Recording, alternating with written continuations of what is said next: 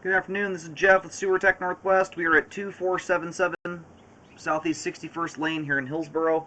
We are located to the left of the front door. That's as you face the front of the house from the street. And that's how I describe everything. You got a little 3-inch ABS clean out here. We're going to check the overall condition and serviceability of the sanitary sewer line. Water is running. We're going to zero out the foot counter here at the base of the clean out. And off we go.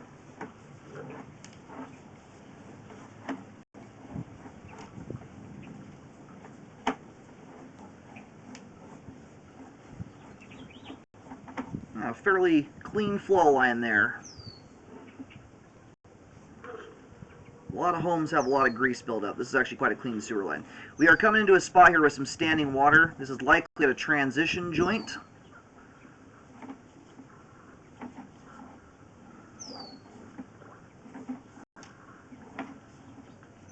Yep, there's the transition right there.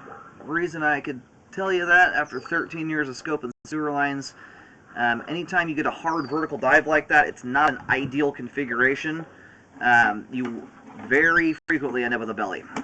So we just transitioned over to PVC pipe there. It was hard to tell if a diameter change happened. It's a very frequent location for diameter change to take place, but with the standing water in the way, it's hard to see. That's settled quite a bit there. Now you've got a... Dang, that settled a lot.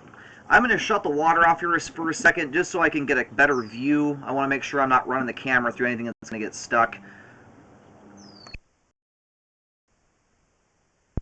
Alright, line's drained out here at this point. Yeah, that offset is pretty nasty there.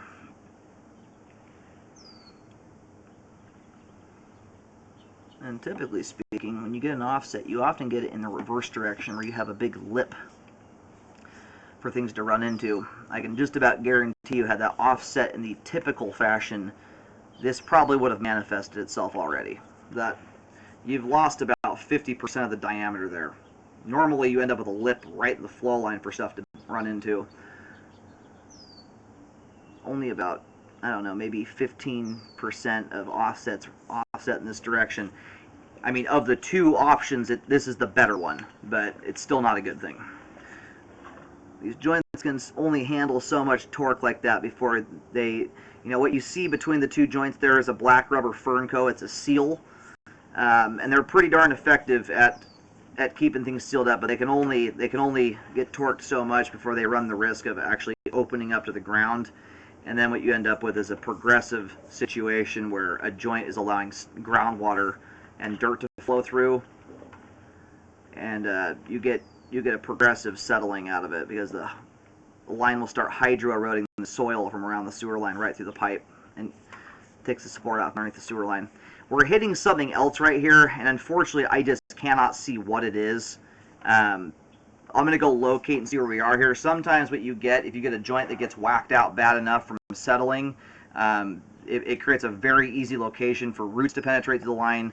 There's some kind of stringy looking stuff floating around in front of my camera right there that could be that. It could also just be a bunch of debris that's hung up in the line. But what I think I'm running into here, it's hard to discern, especially if you don't look at sewer lines all day. It looks like I can see the lip of a joint. So I think what you have here, you might have an offset that occurred in the more typical fashion. If a piece of pipe settles pretty badly, you'll often have an offset on both ends of it. Anyway, I'm going to probably stop here. I'm going to do this gently. If my camera pops over this, yeah, I'm not going to go forcing through that because what I can't tell right now is how closed off that is. I don't want to go ramming the camera through something it's not going to come back out of.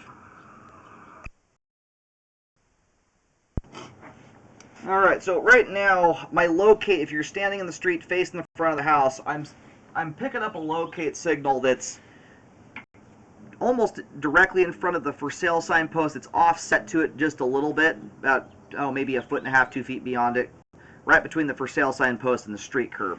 I just put a pink dot down for reference. I'll try and remove that, but that's a reference marking. My locate, I'm getting about 4 feet deep there. I'm not entirely sure why the locates are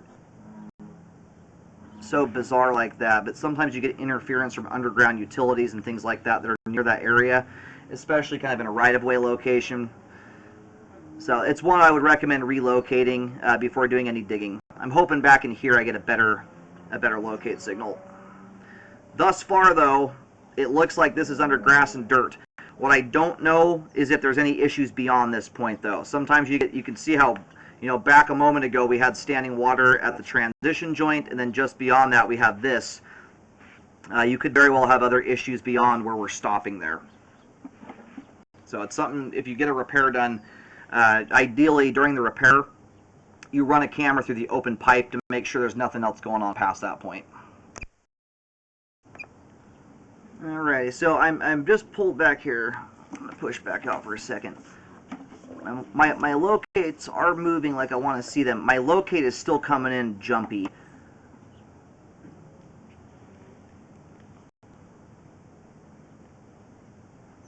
.35 feet. And that's about how much my marking where my locates moved. I put 2 pink dots down. I'm not putting depths on the ground for a reason. Those are reference markings only. Before doing any digging here, you need to relocate to double check. I think there's some kind of utility. At 3.5, 4 feet deep, my locator is usually extremely accurate. I don't usually get this kind of stuff till I'm down to like 13, 14 feet deep, where the locate signal is just barely getting through the ground. But I'm getting between about 3 foot 5 inches there and around 4 feet deep, but you need to relocate that before doing any digging. So we've also got this here, and my concern is if there was this bad a compaction in these 2 locations, it would not surprise me to see there's more of that out beyond where we're stopping there. I'm hoping not. You start getting into the roadway at that point. But I'm also going to locate this here and see where we're at. Alright, having a similar issue with the locator back in this spot here. Normally, I'm not sure what is going on out here that's messing the locator up, but my locates are moving in a straight line, which is a good sign. And right now we're sitting just barely to the left of the walkway that leads up to the front door. I was getting around 4 feet deep there, right at the transition, and I've got to overshoot the start of this belly just a little bit to get the camera flattened out.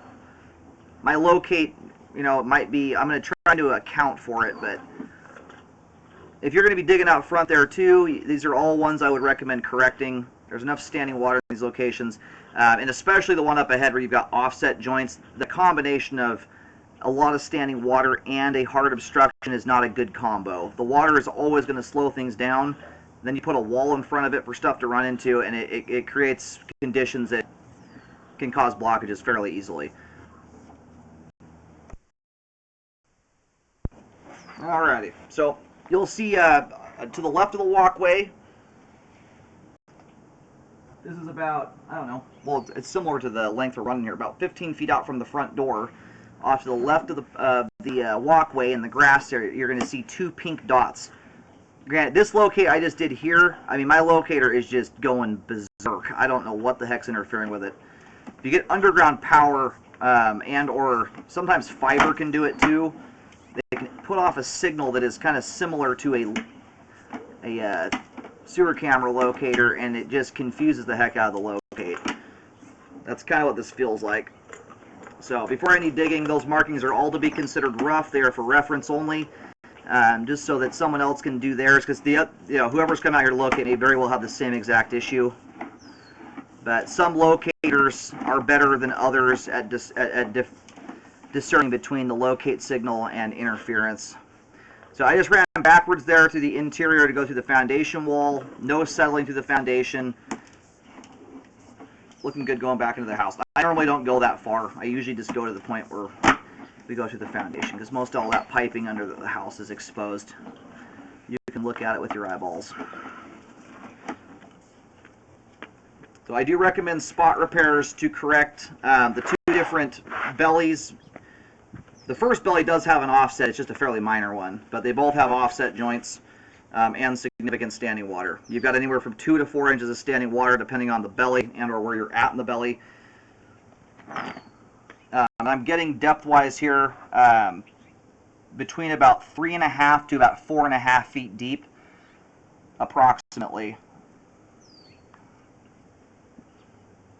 Now, and your first belly there runs from about, oh, it's something like 15 to 18 feet, 14 to 18 feet, some in that ballpark. I had to push into the belly a little bit to get the camera head flattened out.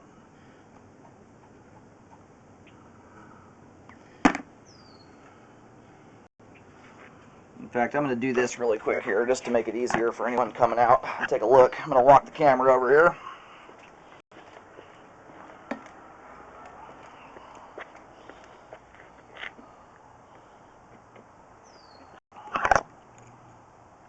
Alright, there's your front door. You can see the pink dots right here. That's where I'm finding the first belly, right at the base of the hard dive, right before the transition. And the other one is right over here. And those markings basically span either side of that for sale signpost. Right now, the direction we're currently oriented and looking, those dots are sitting just to the left of the sign. If you obviously look from the street, they're going to be just barely to the right of it. So where we're stopping there is essentially right at the curb. So after any repairs are done, obviously a rescope needs to happen to check the work. You want to do that rescope after the line is buried, not beforehand, or everything you're looking at is in theory. These two locations, for instance, probably would have looked perfect had you scoped them when the trench was open. It's not until you bury the darn thing when you get to see if it's settling or not. So you want to make sure that that takes place at that point in time. But you also need to rescope beyond that point to see what the rest of the line looks like. The pieces of pipe in between those points, pre and post, those are in good shape, have good flow.